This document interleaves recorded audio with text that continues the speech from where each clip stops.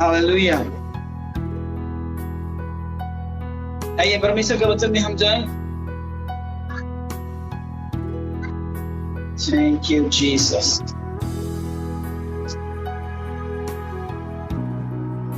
आज के वचन में हम देखेंगे कि परमेश्वर का वचन आज हमें क्या कहता है। शास्त्र वचन के मुताबिक कि परमेश्वर किसी को भी इस्तेमाल कर सकता है। हालेलुया। वो चाहे कोई भी हो, चाहे दूर दराज इलाके में हो, काला हो, गोरा हो, या कैसा भी व्यक्ति हो, परमेश्वर उसे इस्तेमाल कर सकता है और मना नहीं करेगा जब इस्तेमाल करेगा। मेरे साथ आप खोलेंगे एस्तेर का किताब 2 अध्याय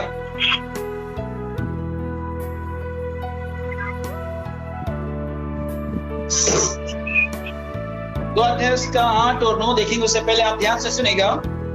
हम अपने पद को भी हासिल कर सकते हैं, यानी परमेश्वर को खुश करे तो ऑटोमेटिक आपका मेरा पद परमेश्वर निर्धारित करेगा, हमें वहां तक पहुंचाएगा। इसलिए एस्तेर का किताब 2 अध्याय उसका 8 और 9 पद पढ़ेंगे। तब राजा को आज्ञा और नियम सुनाया गए। जब राजा को आज्ञा और नियम सुनाए गए और बहुत सी युवतियां सुसनगढ़ में हेगे के अधिकार में इकट्ठी की गई। बहुत सी स्त्रियां हेगे के अधिकार में इकट्ठी की गई। तब एस्तेर भी राजभवन में स्त्रियों के प्रबंधक हेगे के अधिकार में सौंपी गई। तब एस्तेर के, जिसका दूसरा नाम हदस्सा है, उसे भी इसका पक्ष में उन्हें वहां पर रखा गया। जी, वह युवती उसकी दृष्टि में अच्छी लगी। वह लड़की उसकी दृष्टि में अच्छी लगी। कारण ये है, राजा शयर्स जो था 127 प्रांत में, यानी हिंदुस्तान में भी राज करने वाला व्यक्ति था, और उसके पटरानी जिसका नाम रानी वस्ती था, उसे कहा गया था, बुलाया गया था कि जब जेवनार हो रही थी तब बुलाया गया था और कहा गया था कि रानी वस्ती मुकुट धारण किए हुए फौज में आए, राजा के सामने प्रस्तुत की जाए, ताकि उसकी सुंदरता का वर्णन लोग भी करने पाए। लेकिन रानी वस्ती ने आने से इनकार किया, और इनकार करने पर वहां के मुमकान करके सलाहकार था, बहुत सारे सलाहकार थे, और उन्हें बुरा लगा। राजा को बोला, राजा देखिए, रानी वस्ती ने जो पटरानी है अच्छा काम नहीं किया, और यही बातें जब महिलाएं जब घर जाएगी तो वे भी हमारी बात नहीं मानेंगे। इसलिए राजा, अगर तेरी इजाजत हो तो रानी को पटरानी पद से हटा दिया जाए, और ऐसी कई युवतियां कुमारी ढूंढी जाए, और जो राजा को पसंद आए वो पटरानी का पद उसे दे दिया जाए। और इस तरह सारी युवतियां ढूंढी गई, और उसमें से हदस्सा यानी एस्तेर को भी ढूंढा गया, और एस्तेर ने वही किया जो परमेश्वर को पसंद। हालेलुया। और इस तरह एस्तेर वहां पर जब हेगे के प्रधान के वहां पर रखी गई तो वो भी खुश हुआ। 9 पद थोड़ा पढ़े एक बार फिर से। वह युवती उसकी दृष्टि में अच्छी लगी। वह युवती उसकी दृष्टि में अच्छी लगी तब, और वह उससे प्रसन्न हुआ। तब उसने बिना विलंब उसे राजभवन में से शुद्ध करने की वस्तुएं और उसका भोजन और उसके लिए चुनी हुई 7 सहेलियां भेज दी। हालेलुया।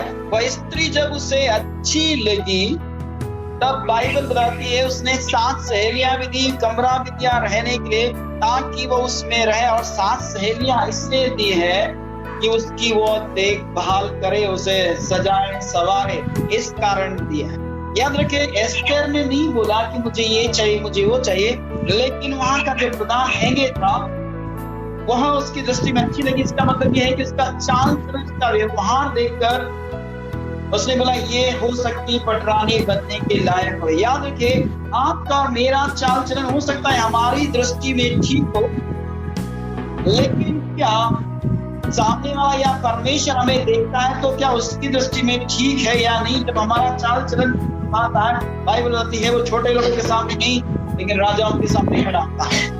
और एस्तेर का चाल चलन उसे पसंद आया और वहां का व्यवहार का रीति थी और व्यवहार का रीति के मुताबिक सबको पहुंचाया गया। फिर उसके बाद एस्तेर का बारी आई और राजा ने उसे देखा, बड़ा खुश हुआ और एस्तेर को देखकर खुश हुआ और उसे अच्छी लगी और उसने रानी वस्ती का जो पटरानी पद था एस्तेर को दे दिया गया।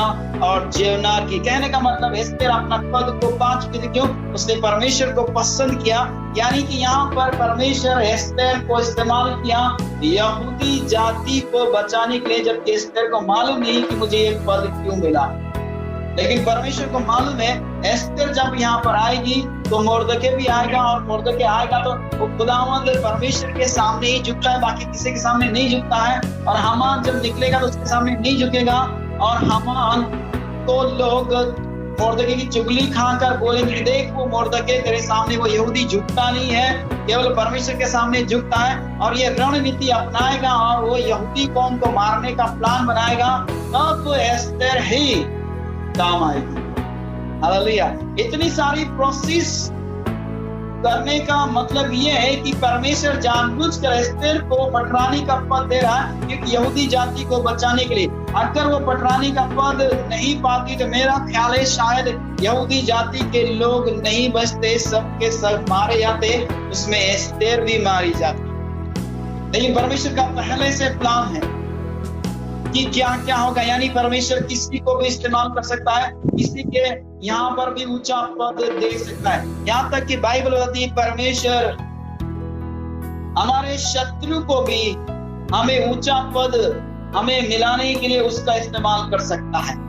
हमें उस ऊंचा पद दिलाने के लिए शत्रु को हमारा इस्तेमाल कर सकता है, कैसा करता है कि उसे पद मिल जाए। हम देखते हैं बहुत जगह बाइबल बताती है योनातन के बारे में दिखाना है, दाऊद और योनातन शमूएल का किताब में हम देख सकते हैं। लेकिन हमारे पास समय कम होने की वजह से मैं थोड़ा जल्दी जा रहा हूं। योनातन दाऊद को बहुत पसंद करता था। इसका कारण ये था कि गोलियत नाम का एक सुरवीर सुरमा था, बहुत ही ताकतवर व्यक्ति था और काफी लंबा चौड़ा हट्टा कट्टा था। उसके समान कोई नहीं था। वो अनाक वंशी था, यानी बड़े बड़े दिल डोल वाले लोग वहां पर हुआ करते थे। और शाऊल के यहाँ पर इसके भाई लोग भी फौज में भर्ती थे लेकिन कोई कुछ नहीं कर पा रहा था। तब यिशै ने बोला दाऊद को, देखो भेड़ बकरियों को छोड़ बेटा, घर पे आ जल्दी, अपने भाइयों के हालचाल मालूम कर और रोटियां भी लेकर जाना। और वो जब गया तब वहां पर गोलियत चिल्ला रहा था कि है कोई जो मुझसे लड़ने वाला हो। और दाऊद ने बोला ये कौन है जो जीवित परमेश्वर की सेना को ललकारता है, जबकि उसके भाई लोगों ने कभी नहीं बोला कि जीवित परमेश्वर की सेना को ललकारा है। सब लोग डर गए थे, लेकिन एक दाऊद ही ऐसा था। तब उसका भाई उस पर झुंझला उठा और बोला तू तो नाटक देखने का बड़ा शौक है तुझे, लड़ाई देखने का, इसलिए तू आया है, भेड़ बकरी किसके सुपुर्द करके आया? तब दाऊद ने बोला मैं ऐसे नहीं आया भैया, तुम इतने झुंझला क्यों रहे, मैंने ऐसे क्या किया है? एक रखवाले के हाथ में छोड़ कर आया हूं। तब वो बोलने लगा अगर कोई उससे लड़ेगा तो उसे क्या मिलेगा?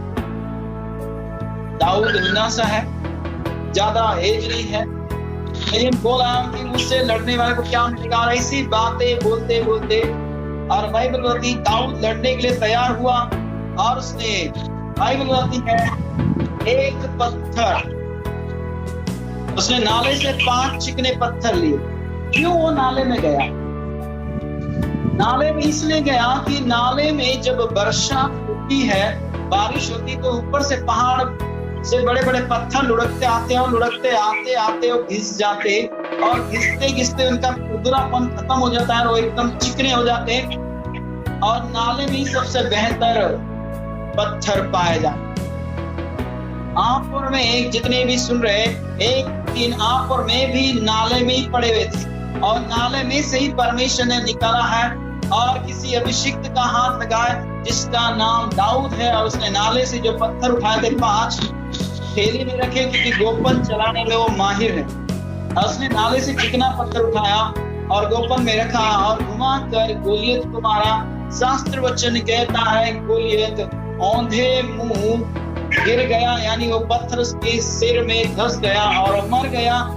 और बाइबल बताती है उसने उसी की तलवार खींची और उसका सिर धड़ से अलग करके उसका सिर को हाथ में पकड़े लेके जाने, और लोगों ने उसे उठा लिया। तब लोगों ने बोला किसका पुत्र है? तब किसी ने बोला ये यिशै का पुत्र। हालेलुया। और जब ऐसे पता चला योनातान को कि दाऊद बहुत ही अच्छा बंदा है और उसका प्रेम कम नहीं, और बाइबल बताती है बाद में महिलाओं ने गीत गाया कि शाऊल ने हजारों को मारा लेकिन दाऊद ने लाखों को मारा। उसे बहुत बुरा लगा और उस दिन से शाऊल दाऊद को मारने पर तुला हुआ था, जबकि योनातान को मालूम था मेरा पापा का दुश्मन है, मुझे दाऊद का साथ नहीं देना चाहिए। लेकिन योनातान ऐसा उससे लिपटा रहा। बाइबल बताती स्त्रियों का प्रेम से भी ज्यादा उसे अपने प्राण के बराबर वो प्यार करता था। उसे ये नहीं लगा कि मेरा पापा का शत्रु है तो मेरा भी शत्रु। उसने उसे मालूम था ये बहुत अच्छा आदमी, इसने कुछ गलत नहीं किया है। हालेलुया। चाहे कोई भी हो, गलत का साथ ना दे पर सही का साथ दे। कई बार दाऊद को भाला फेंक कर मारा, योनातान को भी भाला फेंक कर मारा और बोलने लगा शाऊल तू मेरा दुश्मन है, तू मेरा दुश्मन से मिल गया, मैं दाऊद को मारना चाहता हूँ, लेकिन तू उसे प्राण के समान प्यार करता, तू बचाना चाहता है। जबकि योनातान को मालूम होना चाहिए कि पापा के बाद मैं ही राजगद्दी पर बैठूंगा, लेकिन उसे अपने पद का घमंड भी नहीं है और कुछ भी नहीं सोच रहा, लेकिन वो ये चाहता है लेकिन निर्दोष बचना चाहिए। हालेलुया। तो योनातान देखिए, योनातान का मन उससे लग गया, तब उसने अपना बागा भी दिया, तर्क भी प्रमाण भी दिया, उसे सिखाने लगा और यहाँ तक कि उसे अपने महल में भी बुलाया ताकि दाऊद वहां के तौर तरीके सीख सके। क्योंकि भेड़ बकरी चराने वाला कैसा चलता होगा महल में, उठपटांग हरकतें करेगा, लेकिन वो महल में उसे लेकर भी गया और उसे तौर तरीके सिखाया और धीरे धीरे वो सीख भी गया कि राजा के पास कैसे आया जाया करता है, और वो तमाम बातों को सीख गया। प्रिय, कहने का तात्पर्य यही है कि योनातान दाऊद को मरने से बचाने वाला था। और ये था कि उसका भाई उसे मारने, उसका पिता उसे मारने पर तुला था, लेकिन फिर भी योनातान नहीं चाह रहा था कि मेरा पापा उसे मारे, इसलिए कई बार उसने बचाने का प्रयास किया। आप लोग भी ध्यान दें, जितने जवान हैं धर्मियों को बचाने का प्रयास करें। कुछ भी हो जाए, अधर्मी है कि हाथ मारे न जाए। वहां पर योनातान अगला सिंहासन पर बैठने वाला वही था, लेकिन योनातान को मालूम था मेरे पापा के बाद कोई और नहीं, दाऊद ही बैठेगा, क्योंकि इतना बड़ा गोलियत को मारने वाला कोई और नहीं हो सकता यहोवा की सहायता से। क्योंकि हमारे यहाँ पर भी बहुत सारे शूरवीर हैं, लेकिन ये छोटा सा नन्हा सा बालक यहोवा की सहायता से उसे मार गिरा। इसका मतलब इसका भरोसा यहोवा पर बहुत है, इस कारण से मेरे पिता की गद्दी परमेश्वर इसको ही देगा। हालेलुया। और वहां पर एक पत्थर है जिसे दाऊद ने इस्तेमाल किया, इसलिए बाइबल कहती है योनातान का घराने पर दाऊद ने जब राजा बन गया तो दया किए। तमाम जवान लोग ध्यान दीजिए, यदि हम किसी पर दया करेंगे हमारे खानदान पर भी परमेश्वर दया करेगा। यदि हम किसी को बचाएंगे तो जरूर बाइबल बताती है हमारे खानदान को परमेश्वर बचाएगा। जैसे हमने कल सुना था, हारून और हुर दोनों ने मूसा के हाथ पकड़ के रखे थे, और इसलिए बाइबल बताती है कि हुर का पोता जिसका नाम बसलेल था, बाइबल निर्गमन का किताब में, और परमेश्वर से तमाम बातों की जानकारी दी और उसे ऐसा बनाया कि वो तमाम वाचा का संदूक और कारीगरी को जानता था। उसे ऐसे बुद्धि और पवित्र आत्मा से परिपूर्ण किया। कारण ये था उसने प्रार्थना के हाथ पे बढ़ाया था। हालेलुया। इसलिए उसके खानदान पर, उसके पोते पर परमेश्वर की आशीष रही है। तो यहाँ पर भी बाइबल आप पर मुझे यही बात बता रही है। फिर एक और बात को देखेंगे, जिस प्रकार यहाँ पर दाऊद ने पत्थर को इस्तेमाल किया, यानी पत्थर को कोई भी इस्तेमाल नहीं कर सकता। ज्यादातर सोचते ये बेकार है, लेकिन परमेश्वर की नजर उस पर भी है। कई बार वहां से लोग गुजरे होंगे लेकिन कोई ध्यान नहीं दिया होगा, लेकिन दाऊद की नजर उस पर थी, क्योंकि परमेश्वर जानता था इस पत्थर को दाऊद इस्तेमाल करना चाहिए, वो भी शत्रु के लिए। एक और व्यक्ति के बारे में देखेंगे जिसका नाम सिमसोन था।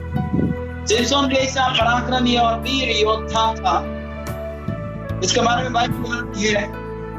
एक बार वो शत्रुओं से घिर गया, तब उसने ये नहीं बोला पिता परमेश्वर, यहोवा परमेश्वर अब मेरे पास हथियार नहीं है, वो चाहे मुझे मार डाले तो मार डाले, मैं मर जाऊंगा। लेकिन उसने ये ना सोचा। लेकिन वहां पर एक गधे का जबड़ा पड़ा हुआ, जबड़े की हड्डी पड़ी हुई थी, और उसने उसी को इस्तेमाल किया। कहने का तात्पर्य है, बाइबल नहीं बता रही कि वो जबड़ा कहां से है, लेकिन हम इस प्रकार सोच सकते हैं कि पुराने समय में गधे का उपयोग सवारी के लिए किया जाता था।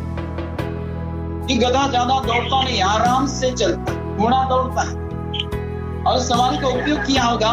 और जब वो बूढ़ा हो गया होगा तो उसके मालिक ने उसको छोड़ दिया होगा मरने के लिए, और वो गधा कई महीनों तक ऐसे ही घूमता रहा, शायद उसे खाना नहीं मिला होगा, बुजुर्ग होने की वजह से वो मर गया। और मरने के बाद जंगली जानवर दिन में आते, उसे फाड़ खाते हैं, और रात में लकड़ बक्के आते हैं, उसकी हड्डियों को तोड़ तोड़ कर अलग कर देते हैं, और फिर बचा खुचा मांस आकाश के पक्षी खत्म कर देते हैं, और बचा हुआ सिर्फ उसका जबड़ा बचा, बाकी कुछ नहीं बचा। और उस जबड़े को वहां से कई लोग गुजरे होंगे, लेकिन उस हड्डी पर किसी की नजर नहीं गई, और किसी ने बोला होगा कि ये किस काम का है, मेरे तो किसी काम का नहीं। लेकिन याद रखिए, जो किसी काम का नहीं होता उसे परमेश्वर काम में कर देता है। हालेलुया। और कोई उपयोग नहीं कर रहा, लेकिन बाइबल होती ऐसी कोई वस्तु दुनिया में नहीं है जिसका उपयोग परमेश्वर नहीं कर सकता है। और उस जबड़े को, गधे के जबड़े को उसने उठाया और 1000 लोगों को ऐसे ही मार डाला। सिर्फ नहीं बोला मेरे पास तलवार है, प्रभु जी तू उपाय कर, नहीं तो मैं मर जाऊंगा। उसने जबड़ा उठाया और मार गया। कहने का मतलब परमेश्वर किसी को भी इस्तेमाल कर सकता है। वहां पर पत्थर को इस्तेमाल किया शत्रु को मारने के लिए, यहाँ पर जबड़े का इस्तेमाल किया शत्रु को मारने के लिए प्रिय। और एक जगह में ऐसा है, लाल समंदर और मिस्र में परमेश्वर ने मूसा की लाठी को इस्तेमाल किया। एक साधारण लाठी जो चरवाहे की लाठी है, जिसे कई लोग बेकार समझते हैं, और झाड़ियों को झुकाने के लिए चरवाहे की लाठी थी। उस लाठी को मिस्र में चमत्कार करने के लिए परमेश्वर ने इस्तेमाल किया। साधारण लाठी है, जो लाठी शुरुआत में परमेश्वर ने बोला था फिरौन के सामने उसको डाल देना, और उसने जैसे ही डाला वो लाठी सर्प बन गई। तब वहां के जादूगरों ने भी उसे लाठियां, अपनी अपनी लाठियों को डाला और वो सर्प बन गए। लेकिन मूसा का जो लाठी का सर्प था और जादूगरों की लाठियों के सर्पों को वो निगल गया, यानी वो जिंदा ही उनको खा गया। तब फिरौन डर गया। ये वही लाठी है जो मूसा हाथ में लिए घूमता था। वो साधारण लाठी थी, लेकिन किसी अभिषिक्त का हाथ में आने से वो पावरफुल काम करती। हो सकता है जिन चीजों को हम छूते होंगे, पकड़ते होंगे, हमारे हाथ, हमारे लिए वो साधन होगी, लेकिन परमेश्वर की दृष्टि में उस स्त्री को परमेश्वर इस्तेमाल करता है। हालेलुया। और बाइबल बताती है एक और व्यक्ति जिसका नाम एलिशा है, साधारण चादर थी एलिया का। एलिया ने बोला था यदि मैं उठा लिए जाते वक्त यदि आप मुझे देख पाओगे तो आपने जो मांग करी है, डिमांड करी है, वो आपको मिल जाएगा। और उसके सामने एलिया और एलिशा दोनों साथ साथ चल रहे थे। याद रखिए, आपका अगुवा के साथ में हमेशा चलना है। और बाइबल बताती है एलिया और एलिशा दोनों साथ साथ चल रहे थे, और अचानक अग्निमय घोड़ा और अग्निमय रथ आता है और एलिया सवार होकर चला जाए। बाइबल नहीं बता रही कि वो घोड़ा और बग्गी दोनों रुके, लेकिन कैसे वो सवार होकर चला गया नहीं मालूम है। बाइबल नहीं बता रही है। आजकल तो तांगा गाड़ी को रोकना पड़ता है कि भैया रोको रोको मुझे बिठा लो, लेकिन वहां पर दोनों साथ साथ चल रहे, अचानक वो रथ और घोड़े आते और उसे ऐसे ही उठा के ले जाते। और वो चिल्लाने लगा, हाय मेरे प्रभु, हाय मेरे पिता। और जो चादर एलिया ऐंठ के रखता था, वही चादर जब आसमान से गिरती, याद रखिए तमाम लोग, जब चादर या कोई पत्ता भी गिरता है तो सीधा नहीं आता, वो पहले इस दिशा में जाएगा, दूर जाएगा, फिर इधर जाएगा, जिधर हवा लगेगी उधर वो जाएगा। तो एलिशा भी जब चादर को पकड़ा होगा, उसको कितनी मशक्कत करना पड़ेगा, थोड़ी देर में उधर दौड़ना पड़ेगा, थोड़ी देर में इधर। और बाइबल बताती है उसने चादर उठाई और एक ली, वो साधारण चादर।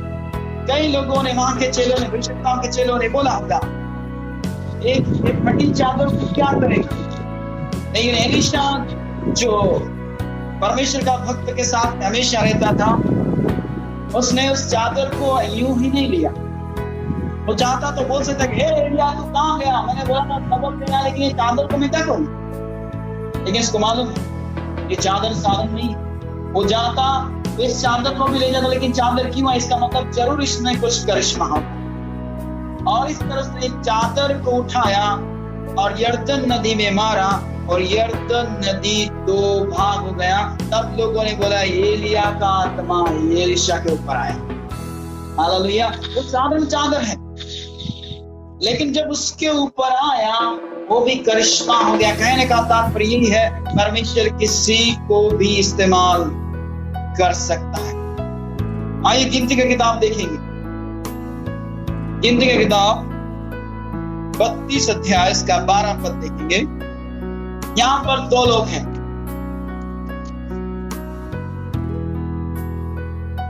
परंतु इसका 12 जी, परंतु यपुन्ने कनजी का पुत्र कालेब और नून का पुत्र यहोशू, ये दोनों जो मेरे पीछे पूरी रीति से हो लिए हैं, ये उसे देखने पाएंगे। जी, यहाँ पर यहोशू और कालेब का बारे में खुदा बाप बोल रहा है, ये अलग सोच रखते हैं। मूसा ने जब कनान का भेद लेने के लिए 12 लोगों को भेजा, उसमें से 2 यही, और जब 12 लोग रिपोर्ट देने का वक्त आया, वो लोग बोलने लगे वहां के लोग तो बहुत ही ताकतवर है, उनके गढ़ बहुत ही मजबूत है, हम उनसे कभी भी जीत नहीं पाएंगे। और बाइबल बोलती है उनकी फसलों को भी ये देख कर आए और बगीचों को भी देख कर आए। जब बगीचों को देख कर आए तो आते आते एक अंगूर का गुच्छा लाठी पर लटका के लाए। हालेलुया।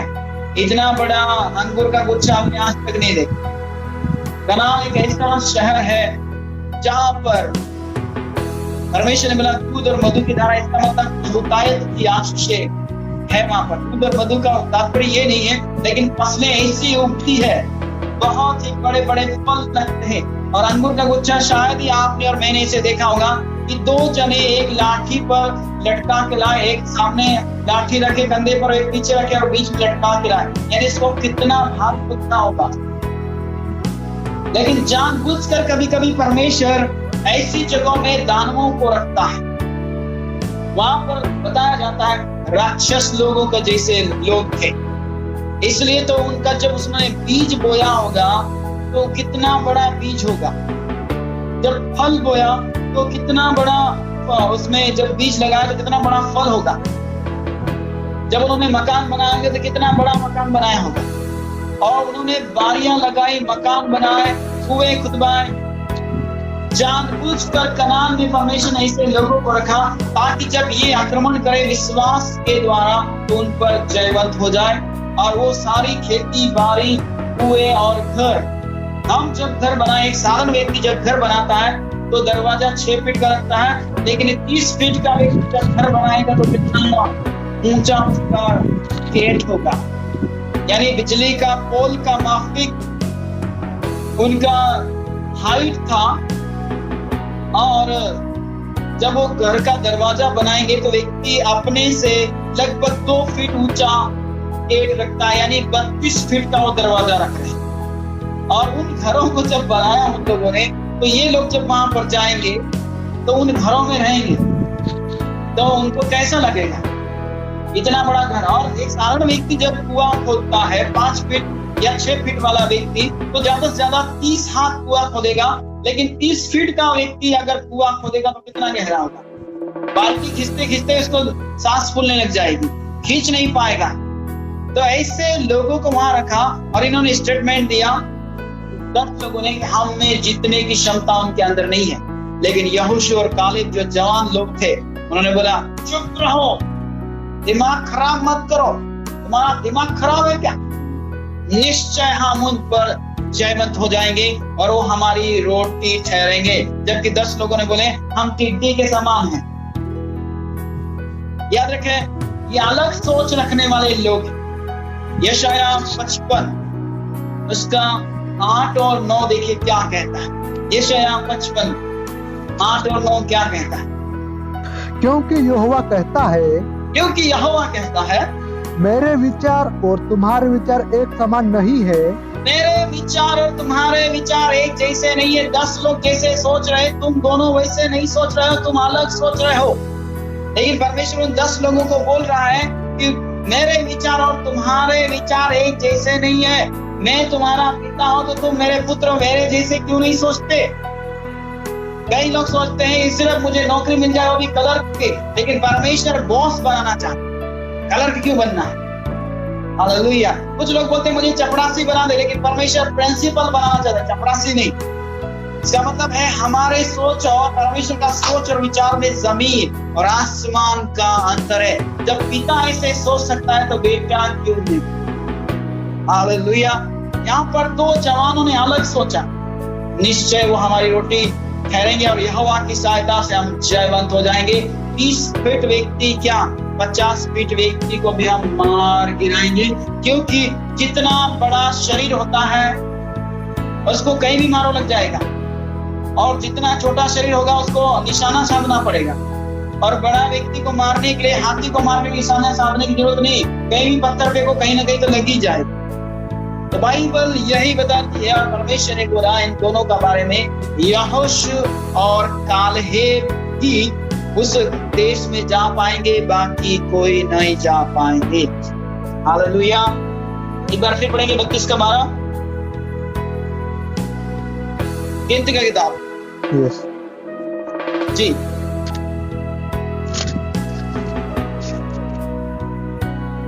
परंतु हाँ यफुन्ने कंजी का पुत्र कालेब और नून का पुत्र यहोशू जी, ये दोनों जो मेरे पीछे पूरी रीति से हो लिए हैं, दोनों मेरे पीछे पूरी रीति से। तमाम जवान लोग सुन लीजिए, अगर खुदा की बंदगी करना है तो पूरी रीति से उसके पीछे चलना है, आधा अधूरा नहीं। आधा चल कर ही छलक जाए, यानी आधी का अगर कितना भी भर के चलो, कितना भी धीरे धीरे चलो, फिर भी पानी उछल कर बाहर आता है। अधूरी भक्ति कुछ नहीं होता है जी।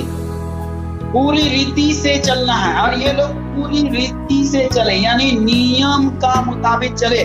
कई लोग आज भी विश्वासी का पीछे पूरी रीति से नहीं चलते, अपनी मन मर्जी से चलते।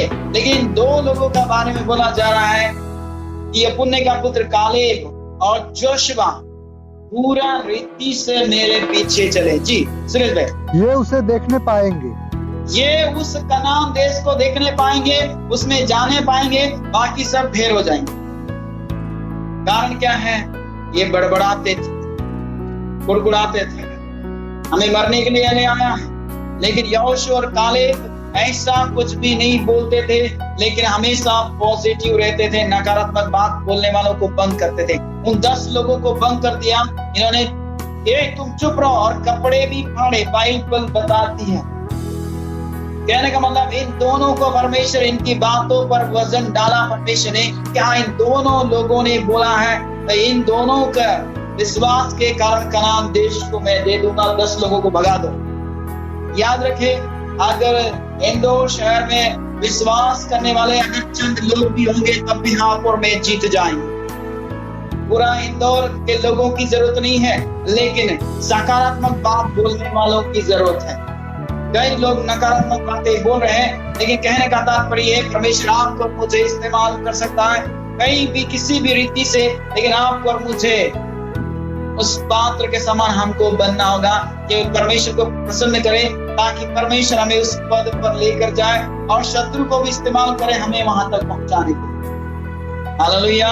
जिस प्रकार यूसुफ को उसके भाइयों को परमेश्वर ने इस्तेमाल किया, उसके बाद पोतीफर को इस्तेमाल किया, उसके बाद जेलर को इस्तेमाल किया, और डायरेक्ट शत्रु उसे आगे बढ़ाते जा रहा है। कोई भी शत्रु ऐसा नहीं होगा जो हमें प्रधानमंत्री के रास्ते पर ले जाए कि ये सीट तुम्हारी, वहां पर बैठ जाओ, और उसे पता भी नहीं चला, और शत्रु को पता भी नहीं चला और उसे प्रधानमंत्री बना दिया। हालेलुया। इसलिए सबसे ज्यादा याद रखिए, शत्रु ही यीशु मसीह का काम करता है आगे बढ़ाने में। अगर थोड़ा तकलीफ नहीं देंगे तो इतना घंटों घंटों प्रार्थना नहीं करेंगे। अगर तकलीफ नहीं देगा तो इतना ज्यादा बाइबल नहीं पढ़ेंगे। अगर तकलीफ नहीं भेजेगा तो इतना ज्यादा आराधना नहीं करेंगे। अगर तकलीफ नहीं देंगे तो दिन में 4 बार प्रार्थना नहीं करेंगे। अगर बिंदास रहेंगे कोई ढंग से प्रार्थना नहीं करेगा। तो याद रखिए, इन जवानों का माफिक हमें बने, पूरा रीति से हमें परमेश्वर का पीछे चलना चाहिए जिस प्रकार ये दोनों चले। और बाइबल इस प्रकार कहती है कि यिर्मयाह का किताब 18 अध्याय इसका 1-2 पद देखेंगे।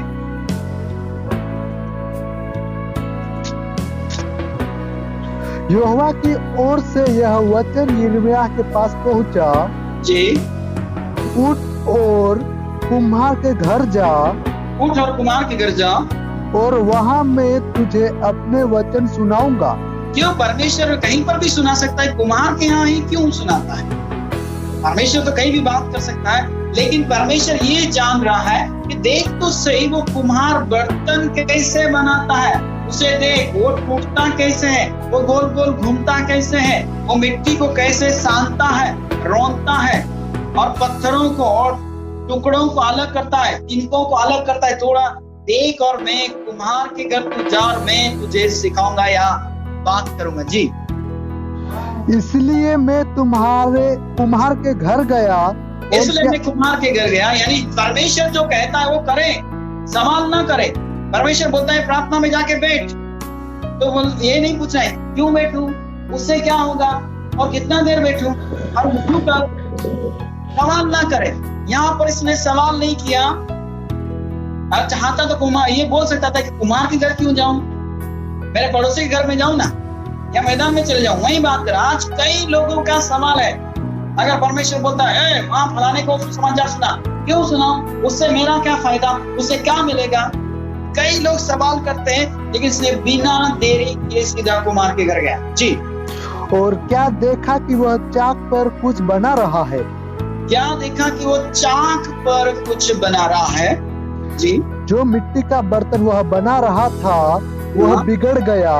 यानी परमेश्वर से दिखा है कि वो बर्तन बनाएगा और बिगड़ जाएगा। बिगड़ने के बाद क्या होता है वो मैं दिखाना चाहता हूँ। जी, तब उसने उसी का दूसरा बर्तन अपने समझ के अनुसार बना दिया।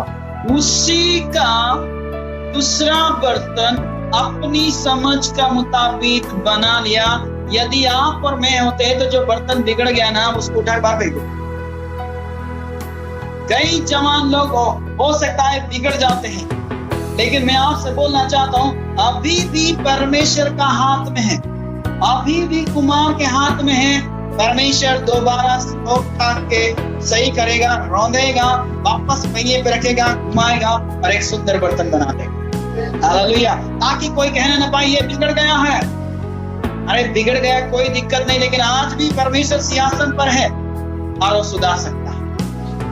हालेलुया। तो यहाँ पर उसने देखा कि वो वासन बना रहा है लेकिन बिगड़ गया। कई बार जवान लोग बिगड़ जाते हैं, इसलिए मायूस ना हो, निराश ना हो, परमेश्वर आपका इस्तेमाल कर सकता है। उस मिट्टी का बर्तन के समान हो सकता है आपने सोचा कि मैं धुआंधार प्रार्थना करूंगा लेकिन नहीं हो पा रहा है। आपने सोचा होगा मैं जबरदस्त प्रचार करूंगा लेकिन नहीं हो रहा है। आपने सोचा मैं परमेश्वर का वचन के मुताबिक चलूंगा लेकिन दुनिया की चकाचौंध में गिर गए होंगे और आप सोच रहे शायद मेरे लिए कोई उपाय नहीं। लेकिन मैं आपको बताना चाहता हूँ जिस प्रकार कुम्हार के घर में यिर्मयाह को भेजा और उसने देखा कि बासन बिगड़ गया। हो सकता है आप बिगड़े हुए हैं, लेकिन आज का घड़ी में आज भी कुमार के हाथ में और कुमार कोई और नहीं है, हमारा परमेश्वर यीशु मसीह है।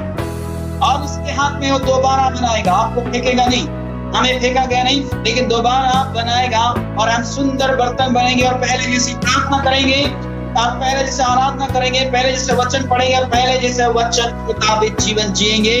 और जितने हमें देखेंगे और कहेंगे ये वही है जिसका निर्माण करने वाला कितना भला परमेश्वर है। इसलिए कहेंगे यहोवा का धन्यवाद करो क्योंकि उसकी करुणा सदा की। तो तमाम जवानों से मैं कहना चाहता हूँ, मायूस ना हो, निराश ना हो, परमेश्वर आपका दोबारा उपयोग करने जा रहा है। इसलिए बाइबल बोलती है उनके भटक जाने की आदत को मैं दूर करूंगा। हालेलुया। इन वचनों के द्वारा परमेश्वर हमें आशीष करे। आइए आंखों को बंद करें और आज कहें, परमेश्वर मुझे उपयोग कर। जिस प्रकार कुमार के घर में तूने यिर्मयाह को इसलिए भेजा, बासन बिगड़ गया, कोई बात नहीं, हर कोई बिगड़ता है। अब टेंशन ना ले, लेकिन परमेश्वर का हाथ में अभी भी उसने फेंका नहीं है, छोड़ा नहीं है, उसने वायदा किया है। जिस प्रकार बुढ़ाऊ पुत्र चला गया, लेकिन फिर भी वो इंतजार करता मेरा बेटा वापस आएगा। हाँ, अभी भी देरी नहीं हुई, वापस आ जाए, क्योंकि कुमार वापस बनाना चाहता है। हम उसके हाथ में जरूर बिगड़ गए होंगे, लेकिन अभी हाथ में वो दोबारा हमें बना सकता है। अगर कोई ऐसा है जिसे लग रहा है मेरा उपयोग नहीं हो रहा है, शायद मैं बिगड़ गया हूँ, लेकिन आज मैं आपसे कहना चाहता हूँ परमेश्वर का वचन और तो अभी भी आपका उपयोग कर सकता है। उसने नहीं कहा है कि खत्म हो चुका है, उसने कहा है अभी मैं शुरुआत कर रहा हूं। हम मिट्टी है, वो कुमार है, वो हमें बनाने में सक्षम है। हमें परमेश्वर आप सबको आशीष करे। God bless you. और सुनने के लिए धन्यवाद। और हमेशा याद रखें, प्रार्थना करते रहे, बाइबल पढ़ते रहे। यीशु मसीह का कयामत का दिन आने से पहले तक हम तैयार हो जाए और जब आए तो बादलों पर उठा लिए जाए। हालेलुया। परमेश्वर आप सबको आशीष करे।